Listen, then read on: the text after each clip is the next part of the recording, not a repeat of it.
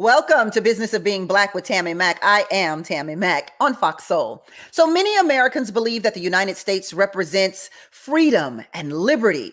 But when Thomas Jefferson penned "All men are created equal," his vision of equality was not all inclusive because African Americans were not a part of it. But despite being denied freedom and justice for all, Black Americans still believed, we still to this day, believe in the American dream. And through centuries of Black resistance and civil rights protests, cases such as Brown versus the Board of Education, the Tuskegee syphilis trials, police brutality, calls for police reform, and promises of diversity and inclusion initiatives, is America still a racist country? Let's get down to business. The business of being Black is America. Is it still racist? Please welcome the co-founder of Ed Anime Productions and professor of engineering at Morgan State University, Dr. Maat, executive director and host Derek Wilburn, African American Studies professor, Dr. Keith Mays, and councilman of San Jacinto, Pastor Brian E. Hawkins. Hi, everyone. Hey, Tammi. Hi, Tammi. Hi, Tammi. Pleasure to be back on your show. But look, forgive me for jacking up my two favorite guest names there, Dr. Maat and Derek. But let's talk about it. Let's get down to business. So why should Black people care if America is still, was, or ever racist? Pastor, I'm going to give this one to you, Pastor Hawkins. Absolutely. And I want to thank you for allowing me to be on your show. It's kind of hard for me to really look at America today as saying it's racist. I sit here as an elected official, the first African-American elected official in my city. I also helped the neighboring city, Hemet, Malcolm Lilienthal, become the first African-American mayor in the city of Hemet, which was labeled a sundown town. And, you know, when I look at my journey to where I am now, 15 years ago, my name was inmate Hawkins. You know, I spent 10 years in prison in the state of California. And now I sit here as an elected official running for Congress, you know, at the highest level of our, you know, federal government. And so, you know, to look at my own journey, I know people say it's an anecdotal, but, you know, everything starts with an anecdotal. Everything starts with someone making a difference. And from there, we champion that moment. And so, you know, I look at how many immigrants come over here now with the opportunity of seeing what the U.S. Constitution gives us access to. Even Frederick Douglass says in his 4th of July speech, you know, there is hope for us, you know, when we, you know, delve into what we have access to. But why should Black people care, Pastor Hawkins? Well, I mean, the idea that we hear now, I mean, you know, we live in America, we live in, you know, this country. Many of us can't trace our roots back to Africa. Many of us don't even know our ancestral DNA. We can say that based on our skin pigmentation, that obviously we have African descent, that we're from Africa. But as far as the American dream, the ideal of America, you know, it's woven into that idea. Many of us quote that statement, we built this, you know, and I mean, so many, I could say history has obviously denied the accomplishments and achievements, and we're starting to learn about African-American advancements and their involvement in this American dream of the fabric of it. But to look at so many people, even us today, as we sit on the show, you know, our ancestors would be in awe of where we're at today. And I think that it's important that we do finally cross over Selma. You know, you showed a few pictures earlier. One of the pictures was the Woolworth counter. Mr. Clarence Henderson was the 4th person in that picture. I was with him about a month ago. I flew him in from North Carolina and to sit down and talk with him and to hear his story. And it's unfortunate that many people have yet to hear his name and know much about him simply because he's a Republican. And I think that that's the part right there that really hurts the most, is that we become divided by our political ideology and stop being Black. Regardless of our political beliefs, we still are Black in America. And until we get a hold of that, we'll never be able to move our part forward. Yeah, we built this country for the free. Dr. Maat, why should Black people care if America is still racist? Absolutely. I mean, we should care because we live here. You know, we experience this reality. And I just want to begin by just giving the viewers a working definition of racism, right? Dr. Amos Wilson, in his book, Blueprint for Black Power, defined racism as a structural relationship based on the subordination of a racial group by another. He says, given this perspective, the determining feature of race relations is not prejudice towards Blacks, but rather the superior position of whites in the institutions. Why should we care? Because Dr. Neely Fuller tells us that racism, it impacts the 9 areas of human activity: economics, education, entertainment, labor, law, politics, religion, sex. And Dr. Frances Cress Welsing added another category, which is health. So why should we care whether or not America is racist? Because it affects all areas of all areas of people activity. That's why we should care. And there were 2 things, Tammi, that Pastor Brian said that were problematic for me. He said 2 things that were problematic. He said, one, he's basing whether or not America is racist on his personal experience. Well, what about the collective, Tammi? What about the collective of Black people? What is the collective, the group as a whole? What are we experiencing in America at this particular time? The second thing that he said that was problematic for me was when he said, oh, if our ancestors came back today, they will be proud of where we come. Well, according to Dr. Claude Anderson's book, Powernomics, back in 1870, 99% of Black people worked for white people. Now it's 98%. So we haven't made much progress at all, but I digress, Tammi. Derek, why should Black people care? Before we even get that far, Tammi, which, by the way, it's always a pleasure to see you. The pleasure's all mine. Any day I see you is going to be a good day. We need to define what it is we're talking about. The issue that we have to set up this conversation around is simply this. What are we talking about? So if we say America is racist, that statement on its surface doesn't even make any sense. That's like saying Cleveland is racist. That's like saying Burger King is racist. Burger King can't be racist. That's the assignment of individualistic characteristics to corporate entities. So are there racists in America? Of course, nobody would argue that that's not the truth, but it's impossible for America to be racist. So we really have to define what is it that we're talking about and then talk about that division. We can't simply say America from Bangor, Maine to San Diego, California is racist, because that's just not true. It sounds like, Derek, it sounds like the title of my show here is problematic in terms of getting some answers. So let's rephrase, let's reboot. Does America have a racist aspect? Is it still me? Yeah.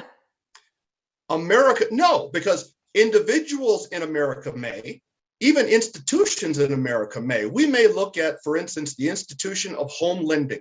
We may look at the issuance of mortgages. So is that why Black people should care?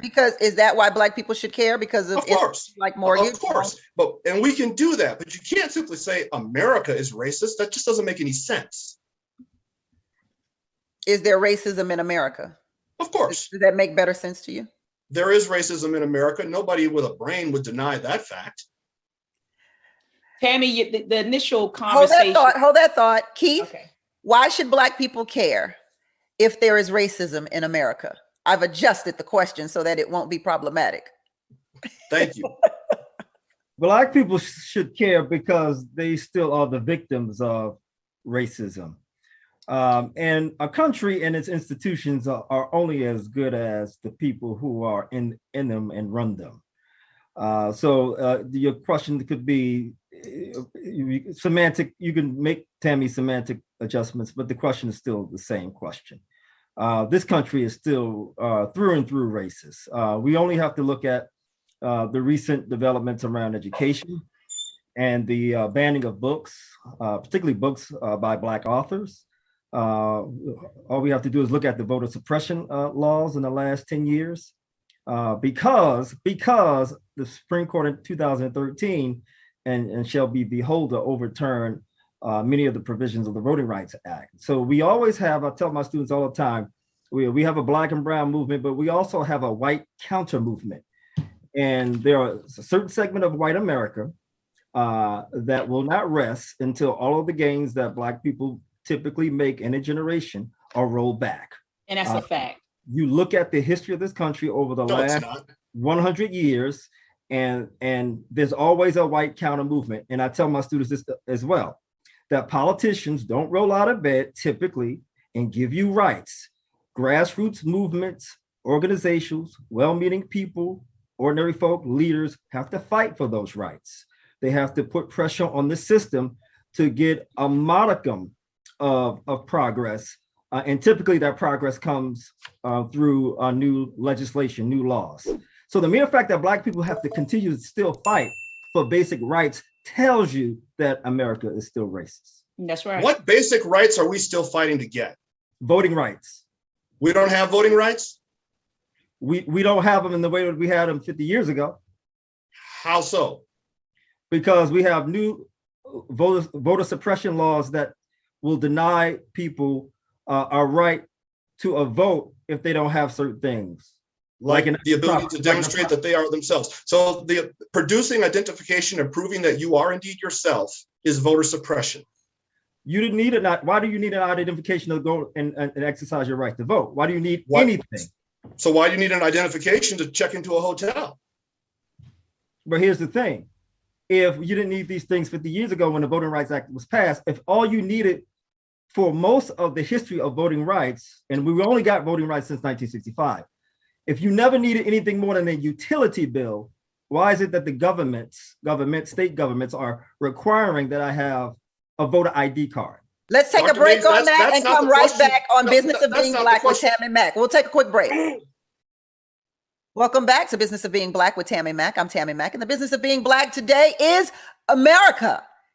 Do we still live in a racist country? Well, Keith made a few suggestions here when he said, listen, America is still racist. We've got voter suppression laws. And Derek said, what voter suppression laws? I voted. I'm Black. Nobody suppressed me.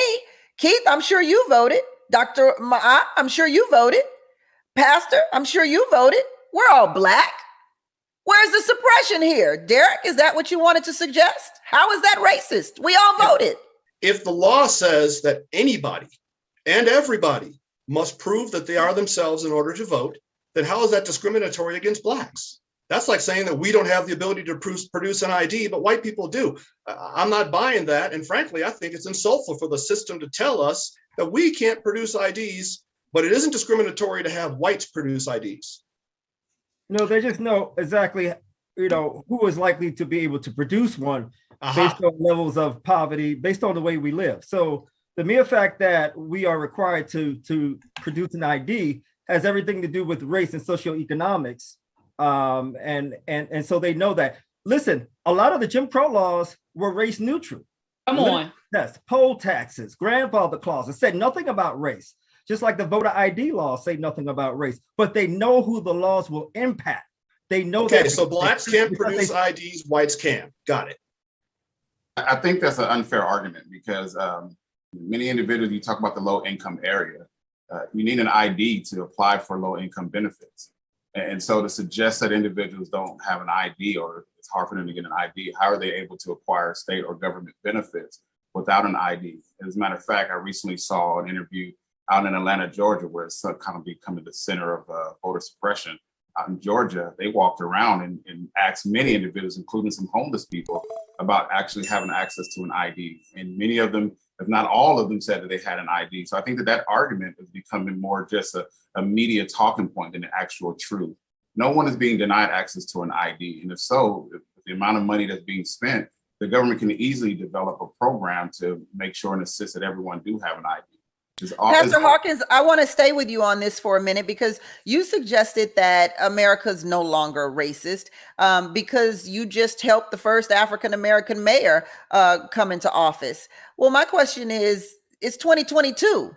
Why should we have a first African-American anything? We should be on at least, from 1965 to 22, I'd say. We should have at least that many amounts of people who are Black that have attained some semblance of success and not still be happy to claim being the first of anything anymore.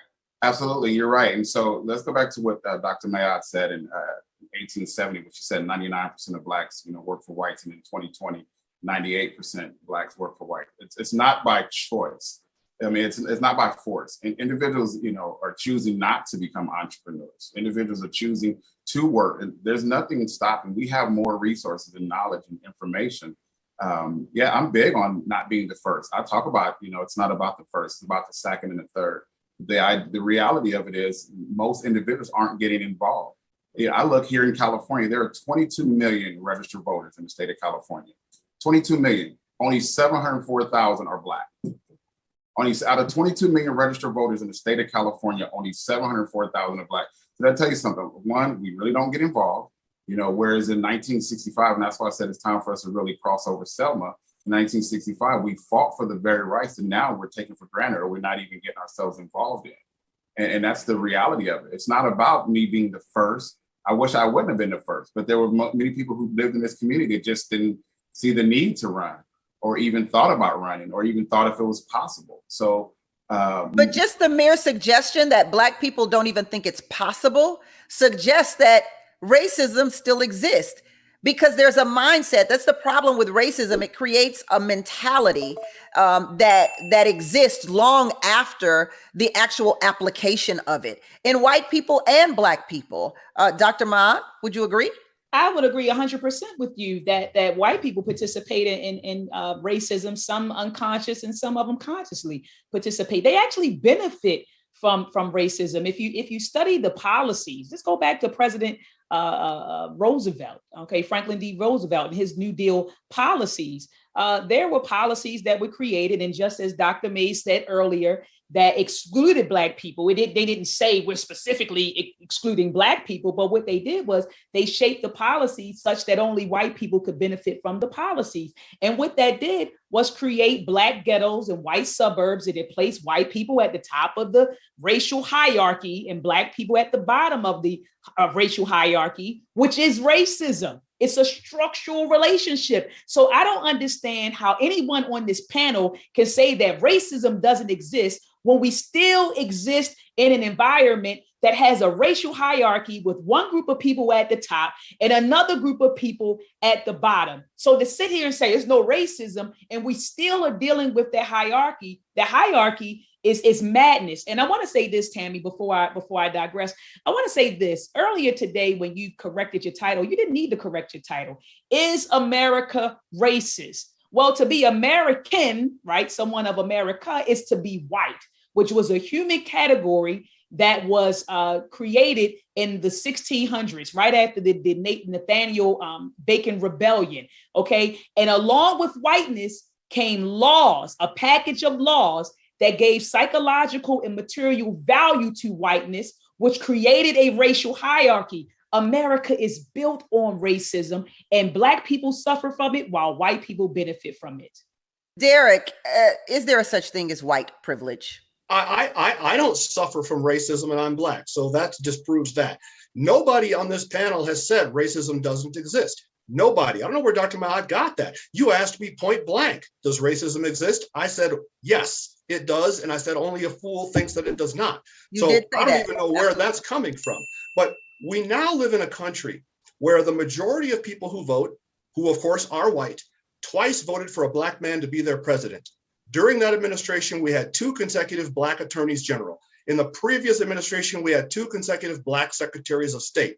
We have Black mayors from coast to coast. We have Black senators. We have Black House representatives. In this country, we now have Black millionaires. We now have Black billionaires. Look at this panel.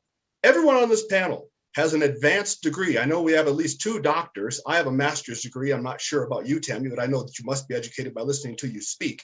We all live, I don't know. That's my hood. That's my hood vernacular. Yeah, you're educated. You don't want to let on, but you're educated. We all live, I would suspect, in very comfortable middle class to upper middle class homes with 4 bathrooms and 3-car garages. We drive contemporary automobiles. Yet here we are sitting here saying Black people just can't get it done in America. How do you explain us? Dr. Mays, how do you explain us? Derek is right. Although I come from, the mean streets of Studewood, Texas, and Houston, although I had to fight for my lunch and struggle real hard as a child, today I hold 3 degrees. Listen, Tammi, I'm with you. I mean, I come from the former mean streets of Harlem and New York City, born and raised working poor. And you're absolutely right, Derek. I do have a doctorate. And you're absolutely right about the personal strivings of Black people. And yes, we could be more responsible. We could be more civic minded and be more civically engaged. There's no doubt about it. But it does not take away from the fact, like Dr. Maat said, about the structural aspects of what holds us back. Let me say this to you. So we were talking about voting rights, but no one questions, there are over 1 million Black people behind bars. Why is it that they have to lose their voting rights? Why do they have to lose their rights to be a citizen and not be able to vote? Is that a function of white racism, or is that a function of just the law being the law that said that, guess what? We're going to say that felons can't vote if they commit a crime. So you're right. It shows up in the disparity when it comes to home. Derek, you mentioned home ownership. The home ownership in some states is 2 to 1, white to Black. Rates of incarceration. The unemployment rate is always, the Black unemployment rate is always twice, sometimes 3 times, 4 times the rate of white people. We can go on and on. Health disparities is another. I would like to mention that Wells Fargo is facing a lawsuit right now as we speak because of not giving home ownership loans to Black people specifically. Pastor Hawkins, I'm going to have you address Dr. May's question when we return on Business of Being Black. Welcome back to Business of Being Black with Tammi Mack. I'm Tammi Mack, and the business of being Black today is America.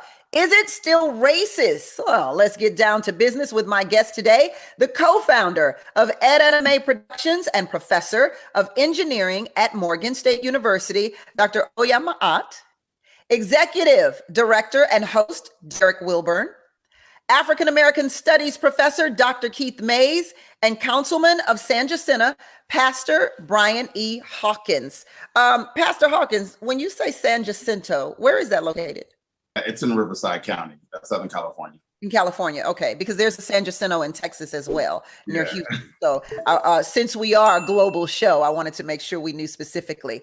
Dr. Mays talked about incarceration and how felons could not vote. You spoke to us earlier in the show and said that you have had that route. That's a part of your journey, your experience, being able to come out of jail and still be a representative. So how do you feel about felons not being able to vote?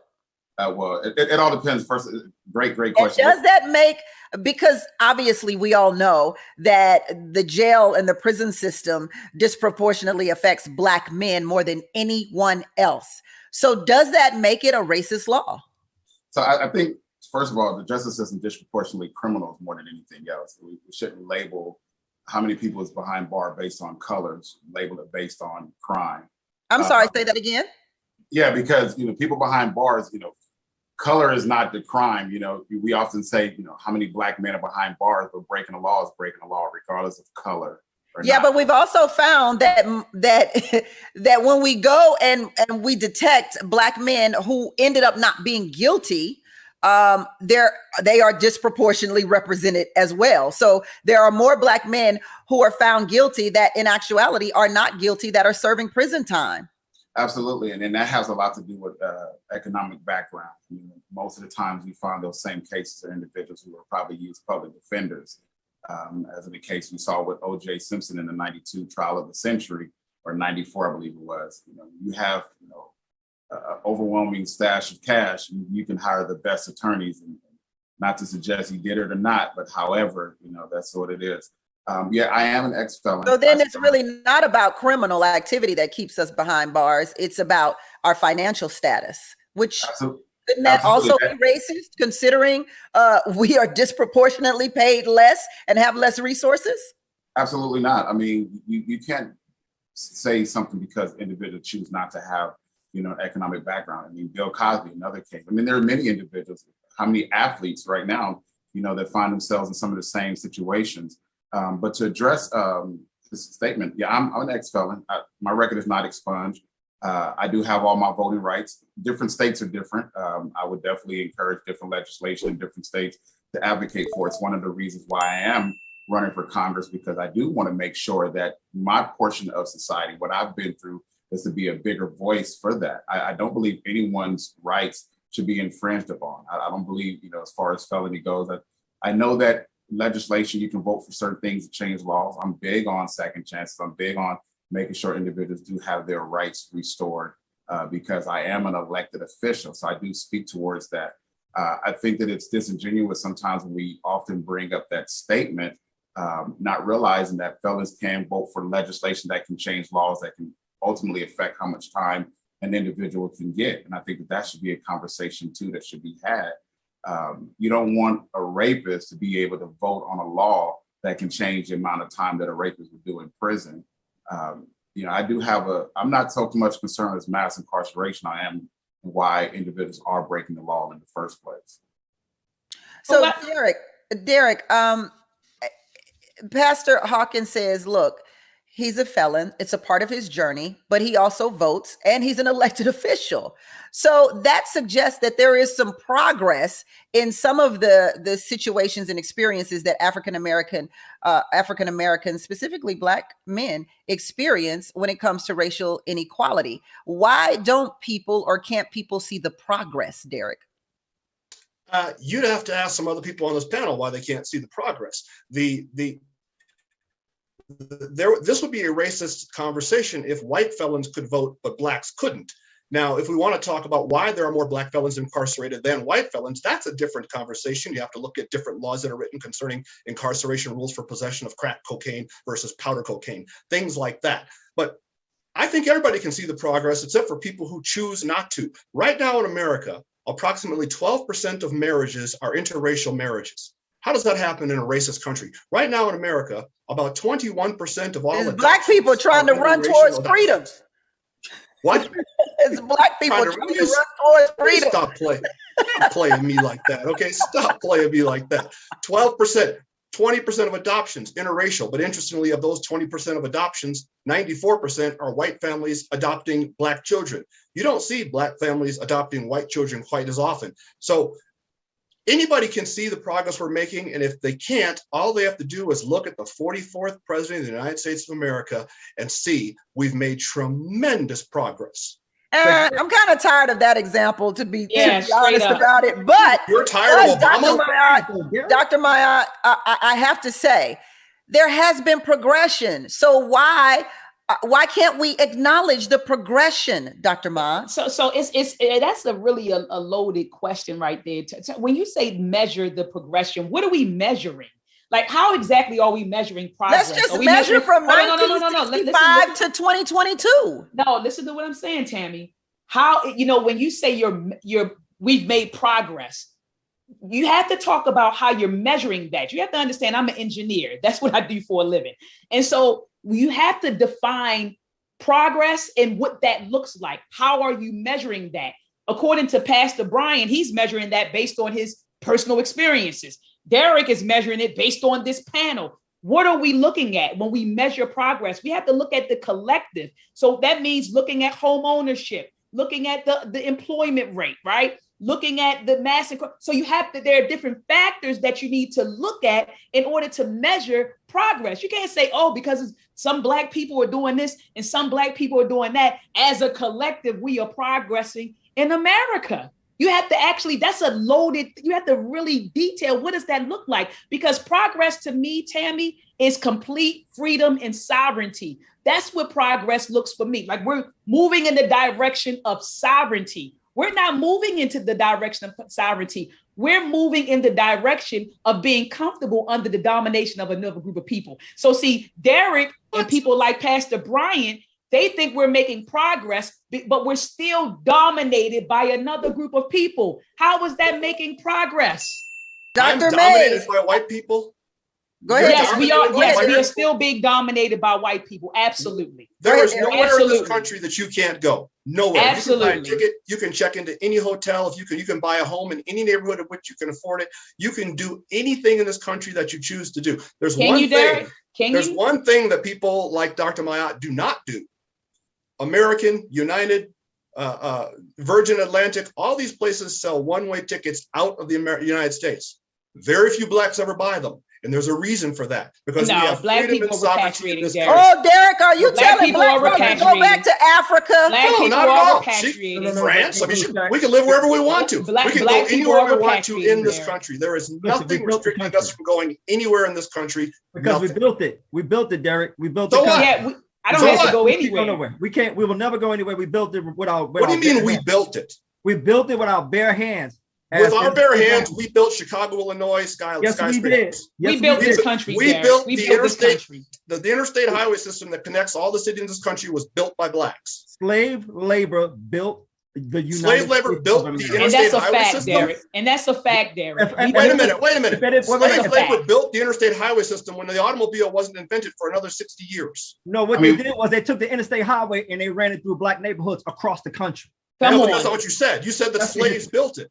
No, I'm just saying that black people built it with their labor, right? No, I mean, but so you're saying that blacks built the interstate highway system. Slaves No, built he did. He just said black Well, I people said built that- this country. I said Stop that- it, Derek. That is Exactly. not what he said. So He my said thing slaves- is, Dr. Yes, he did. Your Yes, he did. example of Barack, they treated Barack Obama so bad, Derek, in the 8 years. And they ushered in a Tea Party revolution that opened the door for Donald Trump. So what do you say about Barack Obama and his legacy? What does that have to do with the price of tea in China? Talk about dodging the question, but I'll tell That's you not what. dodging the country. What about the treatment of Barack Obama in the 8 years that he served? Let's talk about that when we come back Barack on Business Obama of Being was- Black with Tammi Mack on Foxsoul. Welcome back to Business of Being Black with Tammi Mack. I am Tammi Mack on Foxsoul. So Dr. Mays, Dr. Maat says, look, folks still following me when I'm walking in the store. Racism still exists. However, Derek says, look, you can sit anywhere you want to on the bus. You don't have to go to the back. You can eat at the counter in Woolworth now. How does racism possibly exist? Dr. Mays, how so? And how do we measure the progression? I like what Dr. Mayotte said about the numbers and how do you measure or what are you measuring? So I'm looking at an article in front of me. It says Black workers are twice as likely to be unemployed as white workers at almost all educational levels, right? So we're talking about Black people with college degrees that are unemployed at higher rates of whites with the same degree. So we could talk about the disparities, and those are numerics. That's the data. That's what the statistics say, right? So yes, we are structurally discriminated against still, but we are also discriminated against at the level of the everyday. We can't go in stores without being surveilled. There's still the ever-present reality of white mob violence. We are always 1 day, 1 minute from being killed at the hands of a white person.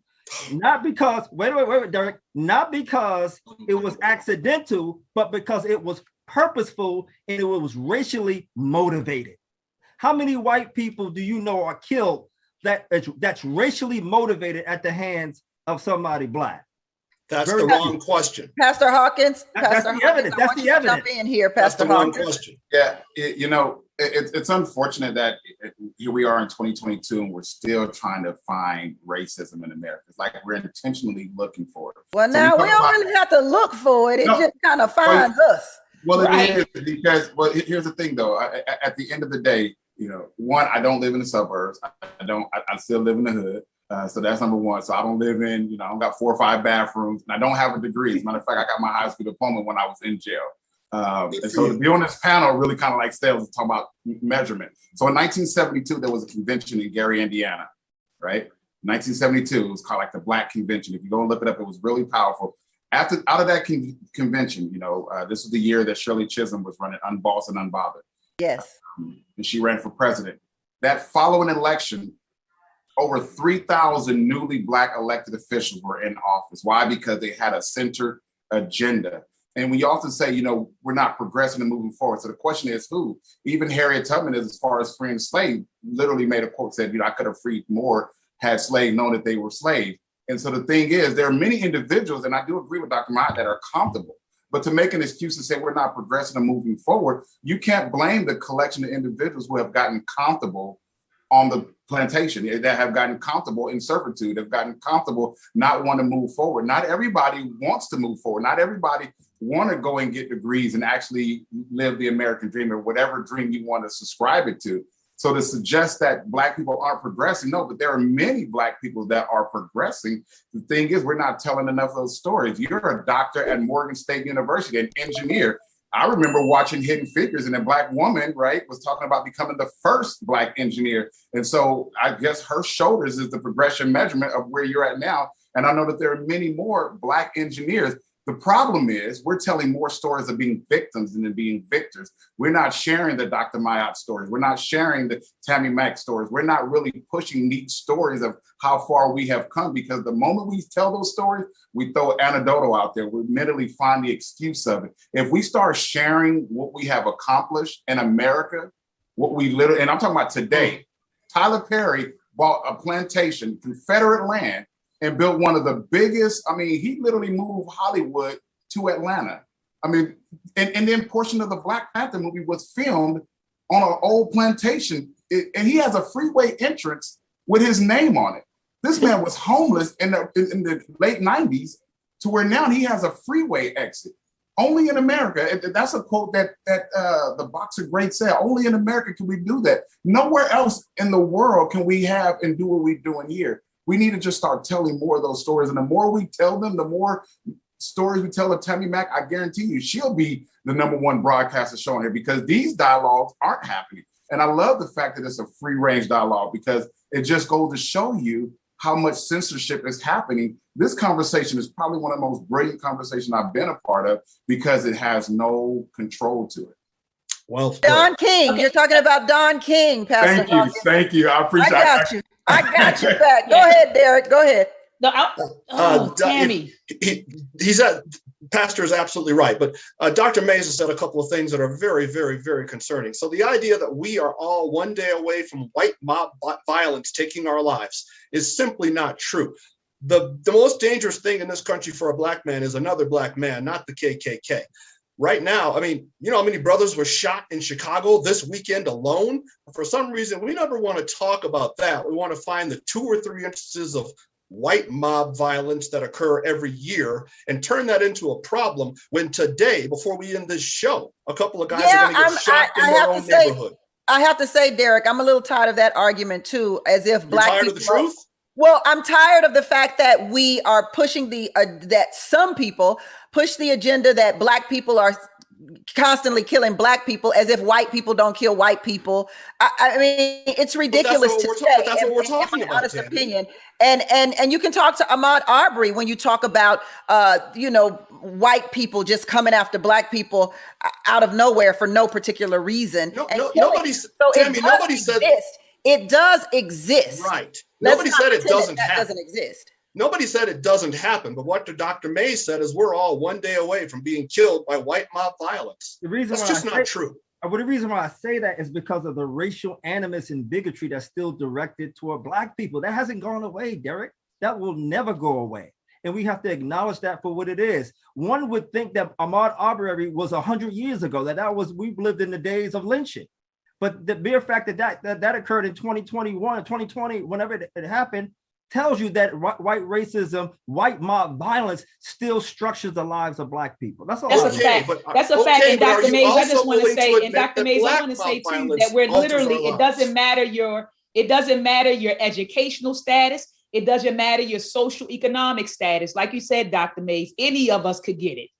That's my hood side. I think that what Derek is saying, Dr. Mays, is that you were a bit disingenuous when you said we're one day away from it. Now, I do sometimes when I go home to Texas feel like I'll be one day away from it. But sometimes when I'm sitting in the sunshine in Cali, I feel all right. You have a better chance of being struck by lightning than killed by white supremacists. But you have a very good chance of being killed by Black in the hood any hour of the day. Listen, I was in Palm Springs and saw a white supremacist caravan come down the street in Palm Springs last year. So this is in California, New York, this is in the West and the North, not just the South. So right? what is a white supremacist caravan? Because most likely I was probably in that caravan.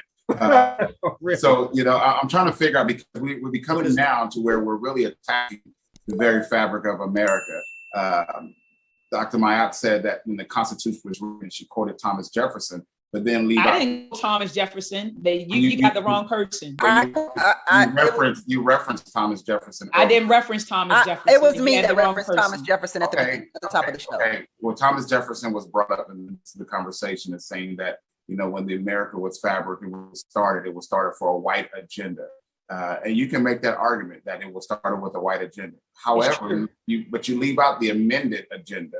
You leave out the part where the Constitution was amended, and it's specifically the 14th, 15th, and the 16th Amendment. And so to suggest that America hasn't progressed, even the Constitution itself shows that it has become a different America from even the ideology of the founding fathers. Yet maybe that was the framework of it and the structure of it, but it has been amended, and it is constantly being brought up in discussion of saying, now we have access to it. In 1965, you actually have access to being voted in. You can actually vote now. And so you talk about measuring the progress. Look at the pending of July 4th, 1776 and 1965. Obviously, there's your progression right there. And even today, as we sit freely, there's no hounds chasing us down. We're not being put on the auctioning block. We're not being sold into different parts. Our family, and even Juneteenth, which happens to be a celebratory day that was founded the Republican Party,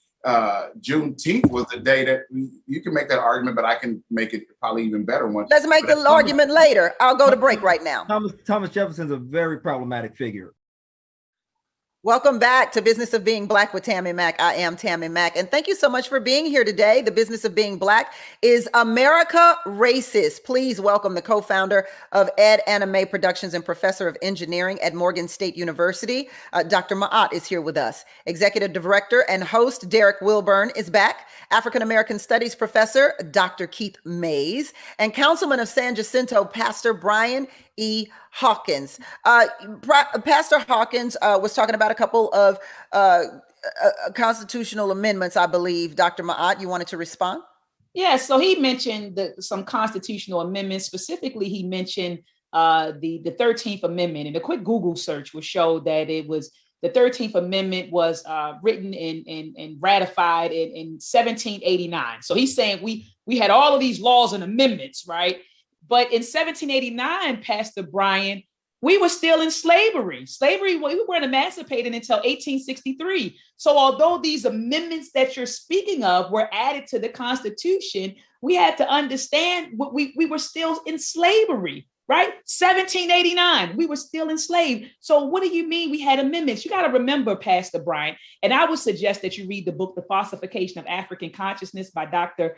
Amos Wilson. Laws are only as good as those that enforce them, who enforces them. Laws are only as good as those who enforce them. So yes, we did have the amendment, the 13th Amendment in 1789, but we were still slaves. The second thing I wanted to address was when you brought up Tyler Perry, and you said this is a Black man that he purchased a plantation and he did this. Well, that Black man, even with all of the money that he's been allowed to accumulate, still has to go to white networks to get his work distributed. His work is distributed on BET. BET is owned by Viacom. Viacom is owned by white people. So with all of the wealth that they've allowed Tyler Perry to accumulate, at the end of the day, he still has to go to white Zaddy to get his stuff distributed. Derek? So absolutely. I mean, I just want to say something real quick. That's go ahead, Pastor. That's a false statement about the 13th Amendment. It was passed in 1864. Oh, sorry. I thought it was 1789. But so even with what you just said, that correction, We were going into, I guess, Reconstruction, which started. No, man, we were. No. Reconstruction started in 1865. Emancipation was in 1863. Emancipation was in 1863. Reconstruction started in around 65, 66, around that time. But then after that, we moved right into Jim Crow. So even with those amendments, and I must have had the date wrong, and I apologize for that. But still, even with the date that you gave us, Black people were still treated like slaves, and we moved from slavery, chattel slavery, right into Jim Crow semi-slavery. So what good were those amendments, Pastor? That is not true, because Howard University was constructed in 1867. Excuse me, Howard University was constructed in 1867. In 1870, you had the first Black, right, appointed and some elected officials into Congress, including Harold Reed, who was in 1870. And so to suggest that Blacks, and even then you had Blacks that owned slaves, Anthony Johnson. So to suggest that we didn't have, you had Black men that were voting during this time, not women, but Black men that were voting. So you're missing out. Pastor, white people were organizing and mobilizing against that Black progress right after the Civil War. I'm not suggesting that. You're absolutely right. The Democratic Party in 1867 or 1876 wanted the White House really bad. I mean, they wanted to end Reconstruction period. And so what they did was they made the Compromise of 1877, which essentially gave Rutherford Hayes the White House, but it ended Reconstruction period. And so from then, and then you have the emergence of the Ku Klux Klan. And so, I mean, I'm not suggesting. I have to say this. I've learned more in the past 40 minutes than I've learned in high school. I'm sorry, in educational system. That's for sure. But Pastor, I would like for you. Are you running for U.S. Congress? What can you tell us about your platform and your campaign? Absolutely. So yeah, I am. I'm running for U.S. Congress in the 25th Congressional District. I am the leading Republican nominated congressional candidate, where I received multiple endorsements from congressmen, including even the state party. I'm running on a platform of education because I believe that that's really the part that can really cross the aisles. It's not a political thing. I'm concerned with, especially African-American and Latino kids, Hispanic kids that are still performing low and below average. And so I have a huge fight. I'm big on public safety. I'm big on the cost of living, but it's big on, even my story, given the fact that there are other states where felons can't vote. And I want to be able to bring that argument to the floor and just try to change the narrative. I think that's a good platform to run on for sure. Really is. Dr. Mays, I actually attended journalism programs at the University of Minnesota. So please tell us about your work there. Yes. Oh, wow. So I'm a professor there. I teach African-American studies. I just finished a book. It'll be out in November or December, called The Unteachables, Disability Rights in the Invention of Black Special Education. So I write on educational history and civil rights, and that's what I do. Derek, we want to hear about the POCC internship program. POCCinterns.com. I am instrumental in recruiting Black American college students from coast to coast, send them to Washington, D.C., pay their airfare, pay their housing, pay the internship itself, so we become more involved in the legislative process in this country. Yeah, love it. Love to hear it. Dr. Maat, you've got 2 projects, and being a professor is not an easy one. So talk to us about your work at Morgan State and also the Ed Anime Productions. So yes, ma'am. I teach in the electrical and computer engineering department at Morgan State School of Engineering, where I teach electrical engineering from an African-centered perspective. I'm also the co-founder of Ed Anime Production. I find that interesting because engineering is so non-subjective. It's math, right? So it's math and science. It's the application of math and science. So how does that differ between white people and Black people when you say from a Black perspective? Well, from a Black perspective, because typically when our students learn about different engineering concepts, a lot of those concepts are named after white folks. And you would think that white people invented or created a lot of these concepts, when in fact, if you study history, you'll see that a lot of those concepts came out of Africa. So when I teach engineering, I make sure that I include the contributions that our ancestors made to the field of science, technology, engineering, and mathematics. Okay, we're the pioneers of STEM. You know, the oldest documents are found right in Africa. They're old, the oldest mathematical artifacts, even structures that were built using the math and science are found right in Africa. So that's what I mean by teaching science, engineering, and math from an African-centered perspective. All right, I'm down with it. All right. Absolutely. Ed Anime Productions? Yes, so I'm also the co-founder of Ed Anime Productions, which is a family-owned and operated company that creates educational programs for children. We have 2 programs available. We have Meltrek, which is an animated series that teaches children about the history, culture, and achievements of melanated people, of Black people. And we also have Conscious Ingenuity, which is a program that utilizes STEAM to build character, confidence, and capabilities. So one word, everybody. This is my one word: progress and equality in America. One word. How do we progress in equality in this country, Pastor? Oh, you're on mute, Pastor. I'll go to Dr. Mays while you take it off mute. Dr. Mays, one word. Fight. Derek? Political diversity. Dr. Maat? War. So you're on the fight team too, huh? I'm with Dr. Mays. Let's fight. Let's do it. My goodness. We tired of fighting. People ain't tired of fighting. I'm so tired of fighting. So much for Dr. King's vision, huh? Pastor Hawkins? If we didn't continue to struggle. Pastor Hawkins, what word? Testimony. Testimony. Thank you so much for being on Business of Being Black. Fox Soulmates, get ready for Cocktails with the Queens next.